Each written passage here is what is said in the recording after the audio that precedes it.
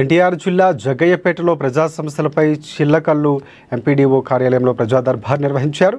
ఈ కార్యక్రమంలో ఎమ్మెల్యే శ్రీరామ్ రాజగోపాల్ తాతయ్య హాజరయ్యారు. నియోజకవర్గంలోని వివిధ రకాల సమస్యలపై ప్రజలు ప్రజా దర్బార్కి అర్జీలు సమర్పించారు. సుమారు 80 అర్జీలు వచ్చినట్లు సమాచారం.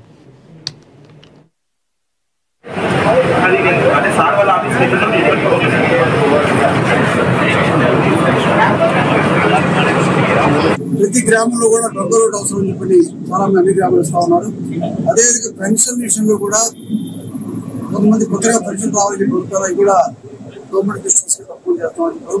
అదేవిధంగా కరెంటు సమస్యలు అన్ని గ్రామాల్లో కూడా కొత్తగా పోల్స్ అన్నారు.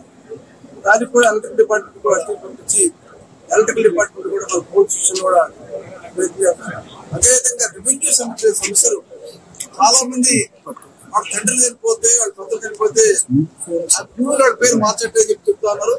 అది కూడా రెవెన్యూ సంబంధించిన అర్జీలు కూడా తహసీల్దార్ గారు గుర్తించేది కూడా త్వరలో క్లియర్ చేసుకోవాలని చెప్పాం. రెవెన్యూ సమస్యలు అదే పంచాయతీరాజ్ డిపార్ట్మెంట్ సమస్యలు హౌసింగ్ కూడా చాలా చోట్ల ఇళ్ల స్థలాలు ఇంటి కావాలని చెప్పి అర్జీలు వచ్చినాయి. హౌసింగ్ అవుట్ సైడ్స్ తప్పకూడదు. ప్రభుత్వం కూడా పాలసీ రాబోతోంది. ప్రతి ఒక్క గ్రామంలో 3 సెంట్లు స్థలం ఇచ్చి ప్రతి ఒక్కరు హౌస్ ఫర్ ఆల్ చెప్పి కూడా ముఖ్యమంత్రి గారు కూడా తప్పకుండా హౌస్ సైడ్స్ కూడా క్లియర్ చేసి కూడా ఏర్పాటు చేస్తాం. ఇది కూడా మరి లోకేష్ గారు ప్రత్యేకంగా నాకు ఆటో రిక్షా డబ్బులు మేము ఆ రోజు మీటింగ్ కూడా వచ్చినాం సార్. మేము ప్రతి ఒక్క దాంట్లో పాల్గొంటాం. మేము మాకు ఒక 7 పడలేదు, దాంట్లో 7వాడిని నేను. నా పేరు గుత్తుకొండ రామారావు. అన్ని కాటికాయలన్నీ కోర్సులో ఉన్నాయి. చలానా ఒక 300 ఉందంటే అది కూడా క్లీన్ చేసినాం. పోయిన నెల 4వ తారీఖు డబ్బులు పడ్డాయి అందరికీ.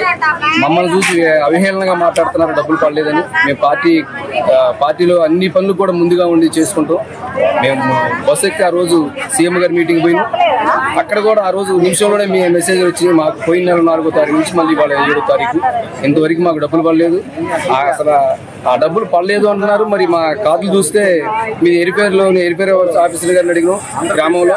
ఆయన మీ పేర్లు ఉన్నాయి కానీ మరి అమౌంట్ పడలేదు, మేమేం చేసినాం అంటున్నారు. దీనికి ఎవరనే బాధ్యత? సీఎం గారు